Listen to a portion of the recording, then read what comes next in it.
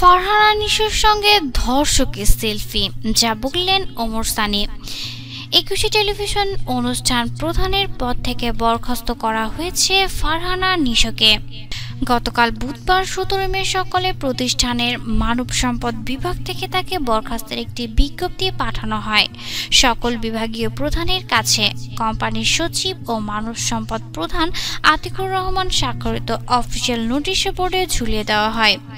21 টিভিতে নেই ফারহানা নিশো খবরটি প্রকাশ হতেই অনেকেই নানা রকম সমালোচনায় লিপ্ত হয়ে পড়েন জনপ্রিয় তারকার চাকরি যাওয়া নিয়ে।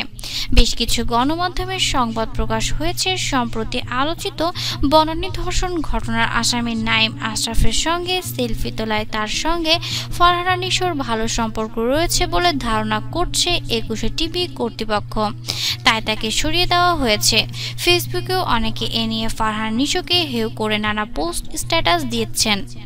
যদিও খোঁজ নিয়ে জানা গেছে অফিসের অভ্যন্তরীণ কিছু বিষয়ে ম্যানেজমেন্টের সঙ্গে বিরোধী চলছিল ফারহানা নিশোর, সেই জের ধরে তাকে অব্যাহতি দিয়েছে 21 টিভি। সম্পূর্ণ অমূলক একটি প্রসঙ্গ টেনে ফারহানা নিশো বক্তব্য ছাড়াই তাকে ছোট করে সংবাদ প্রকাশ ও বিভিন্ন জনের মন গড়া ফেসবুকিংয়ের জন্য অনেকেই প্রতিবাদ করছেন সামাজিক যোগাযোগ মাধ্যমে। এই তালিকায় এলেন জনপ্রিয় অভিনেতা ওমর সানি। তিনি আজ বৃহস্পতিবার 18 মে নিজের ব্যক্তিগত ফেসবুক অ্যাকাউন্টে লেখেন, বড় মানুষ মুচি সম্প্রদায় থেকে শুরু করে মন্ত্রী পর্যন্ত যে কোনো মানুষের সাথে আমাদের ছবি ও সেলফি থাকতে পারে। আমরা জানি না কে কি। আমার স্ত্রী চিত্রনায়িকা মৌসুমী একজন অভিনেত্রী, তার সাথেও ছবি থাকতে পারে, কিন্তু জানে না কে যৌনকর্মী, কে ধর্ষণকারী, কে জঙ্গলি কিংবা ডাকাত বা হুজুর। আমরা যারা শিল্পী তাদের সব শ্রেণীর ভক্ত থাকতে পারে। তাহলে একটা সেলফির কারণে ফারহানা নিশোর চাকরি যাবে কেন এবং তার দোষ হবে কেন? কার কাছ থেকে নিশোকে দেখেছি 21 টিভির প্রতি তার টান। তিনি আরও লেখেন, ব্যক্তিগত কারণে ইটিভির অনুষ্ঠান করা ছাড়া ছেড়ে দিয়েছিলাম। ফারহানার কারণে আমি আর মৌসুমী গিয়েছিলাম। ও একটা কথা, ব্যক্তিগত দোষের কারণে যদি চাকরি যায় তাহলে আমার বলার কিছু নেই।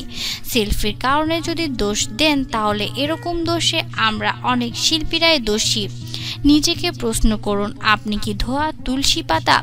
সবশেষ বিশেষ দৃষ্টি আকর্ষণ করে ওমর সানি লিখেছেন, প্রতিটা ধর্ষককারী দৃষ্টান্তমূলক বিচার চায়।